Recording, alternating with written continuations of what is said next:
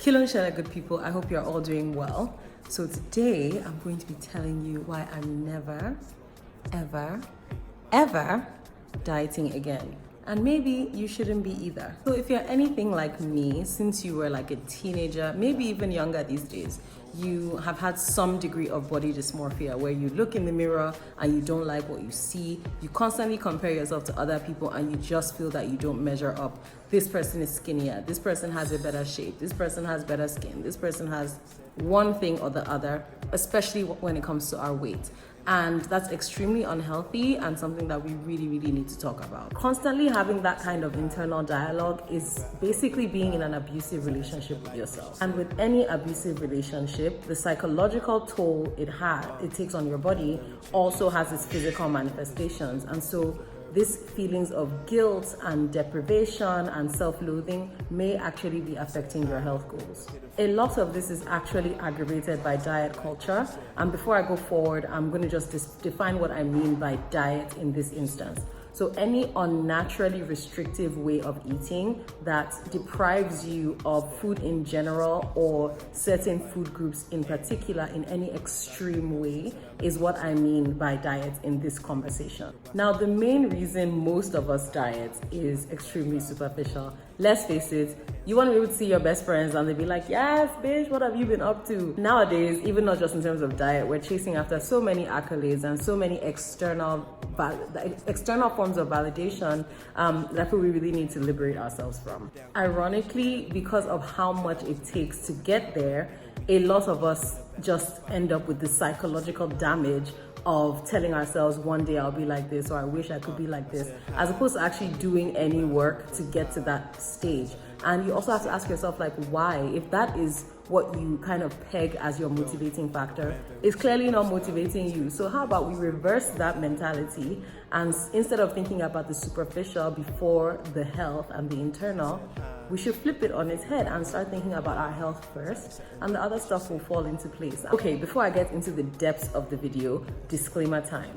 If you have any eating disorders, so if you're under eating or overeating to the point of obesity, you need the guidance of a medical professional or a nutritionist, because the psychological issues that you're dealing with in terms of having an eating disorder are way more advanced than anything I'm going to talk about here. So if you're under eating and need to gain weight, or you're overeating and it's affecting your heart or your liver, or you're pre-diabetic, you first of all need to get guidance from a medical practitioner. And then when you're in a stable and more healthy place and you're cleared by your GP, then you can consider intuitive eating, which is what I'm going to talk about next. Tell me if this sounds familiar.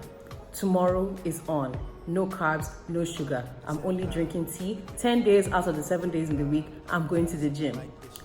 And 3 days into your diet, this is you.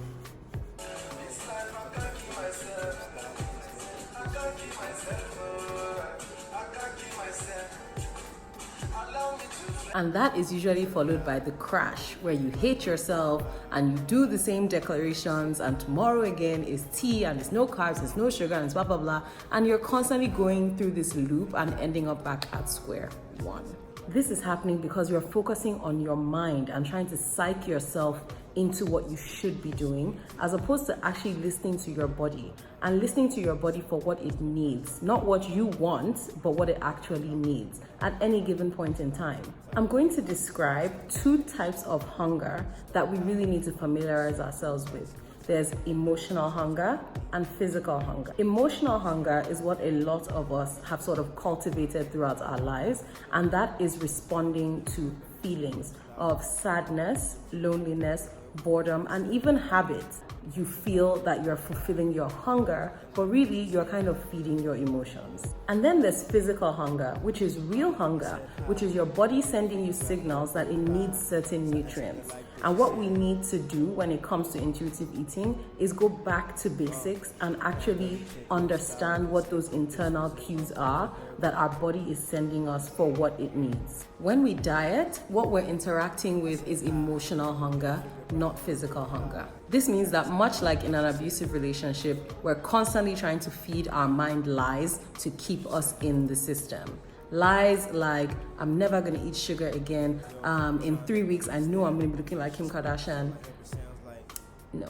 That emotion that comes from hunger and deprivation is depressing and unsustainable. And all we're doing is feeding that cycle again. Because when we induce that emotion of depression, we're going to have emotional hunger that stems from that. And again, you're going to crash and find yourself knee deep in a bowl of sugar. So in order to practice intuitive eating, we have to go back to basics. What is the function of food in our lives? Is to replenish the stores in our bodies and feed our body with nutrients. We're replenishing our body's nutrients for optimal performance. What are the foods we need to do this? We need fruits, vegetables, carbs, yes, carbs because you need them for energy, fats, and proteins. And a healthy combination of these, a holistic approach to life, is what you need to just be healthy. Of course, you also need to be active. This doesn't mean that you're killing yourself constantly at the gym. There is like a minimum requirement for your body to just move. Like literally, you can use your body to maintain itself. You can dance, you can do yoga, you can go to the gym, of course, but not to the point of injury. And it should be an enjoyable experience. Like Dr. Mona said, exercise is not a punishment. It's a celebration of what your body can do. So even when you do more challenging things, you should just think, I can do a bit more, I can do a bit more, just to challenge yourself, and not because you're trying to look like someone else or morph into what, because even when you get to that point, it's not going to make your life perfect. There's going to be so many other moving parts of your life that are still going to be affected. And that one thing of being skinny or being like, I don't know, an Insta model is not the thing that's going to give you fulfillment. Okay, so now that I've got some of that stuff out of the way, the next things I'm going to talk about is practically how to get started incorporating intuitive eating into your life.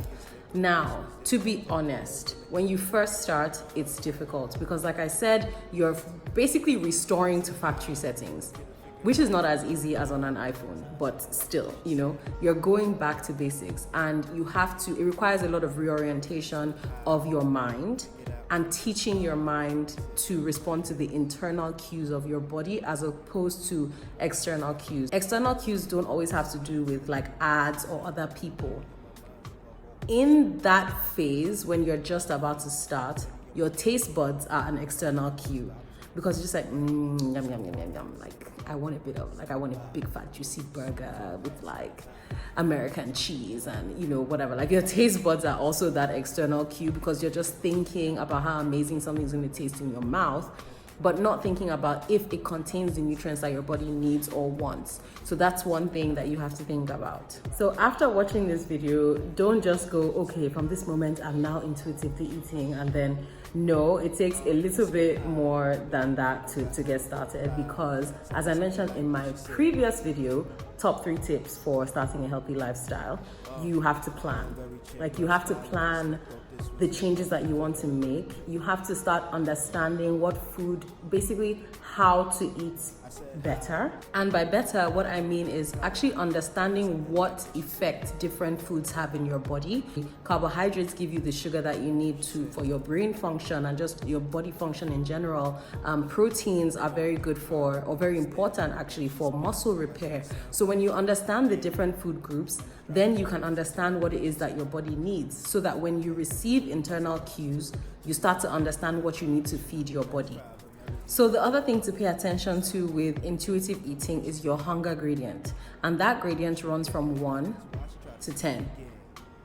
And what 1 looks like is starvation, like you're absolutely famished and you can't deal. What 10 looks like is being excessively full in the way that you can't really move or stand up, or you feel extremely bloated. Where you want to situate yourself is in between 3 and 7. So you eat when you're like, my body needs nutrients right now. I feel a bit hungry. Not starving, just a bit hungry. And then you want to start, and that's a 3. And you want to stop when you're around a 7, where it's like, I'm satisfied. The nutrients my body needs, I've gotten them into my system and I'm good to go. I can move, I can do other stuff, and I don't feel bloated and I'm not weighed down. The last thing I'm going to say about this is just make peace with your body. Your body has a function. It's to get you through the world for the things you need to do. Yes, we beautify ourselves and, we want to look good, of course, but who is to define what looking good means? however many years ago, it was desirable for women to be thick. Then in the 90s, it was desirable for women to be bone thin. Now we want women to be somewhere in between, where you are really, really skinny on top and really, really thick at the bottom. Like, you can't keep up with these standards, and it's going to be important as well as we raise the next generation of children that we're not passing these insecurities and these psychotic expectations down to them. What is it that you actually need from your body? What is it that you need your body to look like for you to accept it and just be fine? You don't have to look like anyone else. Like, you just need to be the healthiest version of yourself so that you can give what it is you are put on this earth to give. So just respect your body, focus more on your health and the functionality of your organs and your abilities to just do what you need to do in the world, and let that be your focus, and I promise you everything else will fall into place. I'm not saying you're going to look like the people that you obsess over on your Instagram. I'm saying that you're going to love yourself. Like, you're finally going to love yourself, and you're also going to be proud of yourself for the way you are taking care of your body and just taking care of yourself in general. So I will say that intuitive eating is not something that's going to make you skinny. It's not going to give you washboard abs. You know, it just doesn't work like that, unless what you find extremely fun to do for your physical activity is something that gives you washboard abs. But generally, if you're looking for a quick weight loss thing, if you're still on that track, intuitive eating is not for you. But if you just want to be happy, which is the point I got to in my life, I was just like, you know what, for how many years have I been like, my weight been yo-yoing and just never in a place where I'm happy and content with my body. And then I realized that when I shifted my priorities to just being healthy, then I was finally happy. I did experience some weight loss, which is great, but ultimately what I love is that I don't have this strenuous feeling in my chest from just being heavy. I don't have bloating. I go to the bathroom regularly. It's amazing. My body is working, it's functioning, and I absolutely love it. And I wear clothes that suit me. I do my makeup or do my hair in the way that suits me, or I don't. You know, life is just so much easier to live now, and I would recommend it to anyone. So just think about your health in a more holistic way.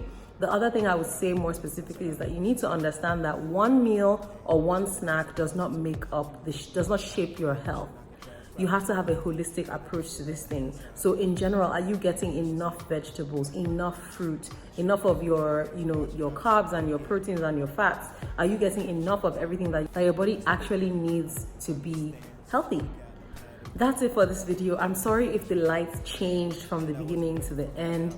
My filming got interrupted and I kind of just had to come back when it's almost pretty much sunset. So I hope this was useful. There's so much more to say about rejecting diet culture and just loving yourself and focusing on being healthy, but I'll make more videos in the future. And if there's anything I said that was unclear that you would like me to make a separate video about, I'll be happy to do that. Just let me know in the comments below. And share this with your friends, your family, whatever, and just live and stay healthy.